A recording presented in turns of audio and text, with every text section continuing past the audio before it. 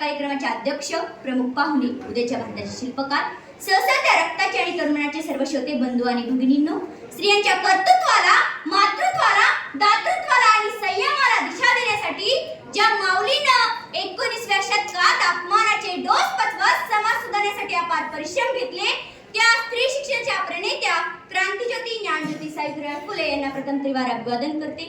मित्रांनो, संयोजकांनी अगदी योग्य वेळी योग्य विषय ठेवून समेत दाखवले आहे, त्याबद्दल मी त्यांचे आभार मानते.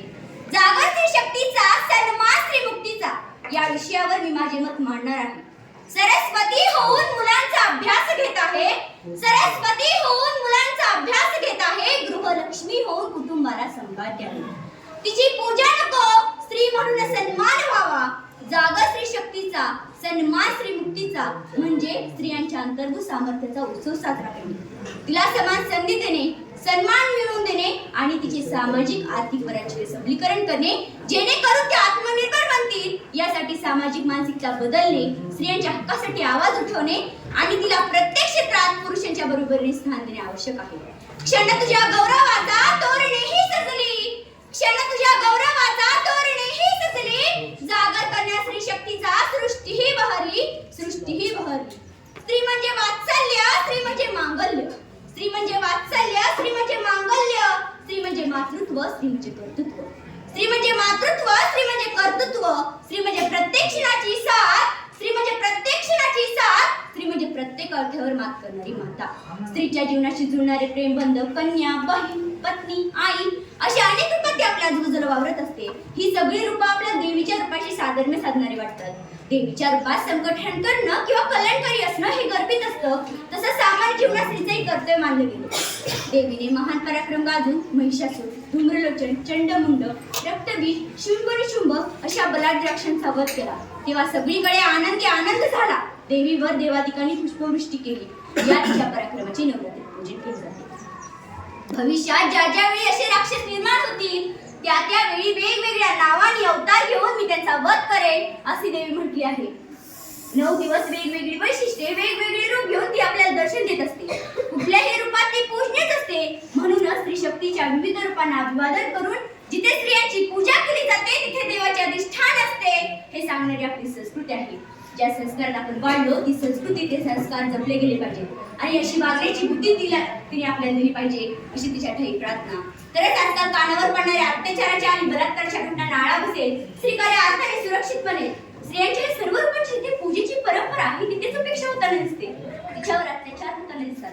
हे मनाला पटत नाही, आपल्या संस्कृतीत बसणारे नाही. स्त्रीची देवी म्हणून पूजा करण्याची गरज नाही, तर तिला एक माणूस म्हणून वागवलं गेलं तरी ते खूप आहे. जन्म देणारी नारी असते, घर सजवणारी नारी असते, कितीही संकट आले तरी ते सहन करणारी नारी असते. तुम्ही हसता तेव्हा जग हसतं. तुमच्या वेदनांमध्ये सामर्थ्य आहे. स्त्रीच्या शौर्याला सलाम आहे. स्त्रियांचा सन्मान करण्यासाठी तिच्या मतांना महत्त्व देणे, तिला समान संधी देणे, तिच्या कार्याची दखल घेणे, तिच्यावर कुठल्याही प्रकारचा हिंसाचार न करणे आणि या सर्वात तिला पाठिंबा देणे आवश्यक आहे, ज्यामुळे तिचे सामाजिक आर्थिक पराजय सबलीकरण होईल. यासाठी तिच्या कार्याचा आदर करणे, तिला शिक्षणासाठी प्रोत्साहन देणे आणि तिच्या निर्णयाचा आदर करणे याच्या काळातील महत्त्वाचे पैलू आहेत, ज्यामुळे तिच्या व्यक्तिमत्वाला आणि योगदानाला योग्य न्याय मिळेल. घरात, कामाच्या ठिकाणी आणि समाजात स्त्रियांना पुरुषांच्या बरोबरीने समान अधिकार आणि स्थान देऊन तिचा सन्मान करता येईल. शिक्षणामध्ये, नोकरीमध्ये, राजकारणामध्ये तिला समान संधी देऊन तिचा सन्मान करता येईल. विज्ञान, कला, राजकारण, क्रीडा अशा विविध ठिकाणी तिच्या योगदानाची दखल घेऊन तिचा गौरव करता येईल. तिच्या कर्तृत्वाला सलाम करून तिला प्रेरणा देऊन तिचा सन्मान करता येईल. यत्र नार्यस्तु पूजन्ते रमन्ते तत्र देवताः, यत्र एतास्तु न पूजन्ते सर्वास्त्र अफला क्रिया.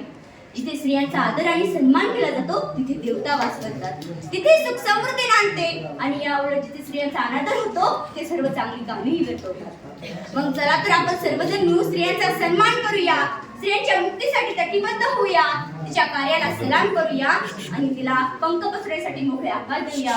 कारण हा स्त्री शक्तीचा खरा सन्मान आहे, हीच खरी राष्ट्रभक्ती आहे.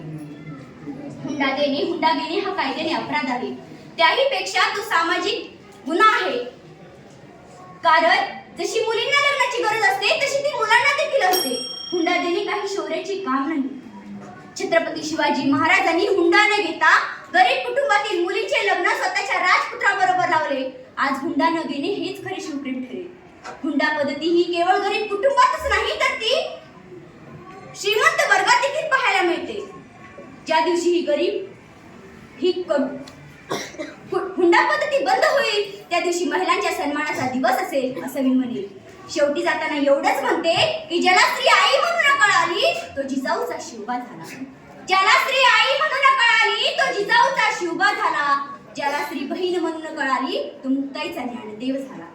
ज्याला स्त्री बहीण म्हणून कळाली तो मुक्ताईचा ज्ञानदेव झाला. ज्याला स्त्री मैत्रीण म्हणून कळाली तो राधेचा श्याम झाला. ज्याला स्त्री मैत्रीण म्हणून कळाली तो राधेचा श्याम झाला. ज्याला स्त्री पत्नी म्हणून कळाली तो सीतेचा राम झाला. ज्याला स्त्री पत्नी म्हणून कळाली तो सीतेचा राम झाला. आणि ज्याला स्त्रियांचा सन्मान कळाला तो खरा ज्योतिबा झाला. तो खरा ज्योतिबा झाला. एवढे बोलून माझ्या वाणीला पुनर्विराम देते. जय हिंद, जय भारत.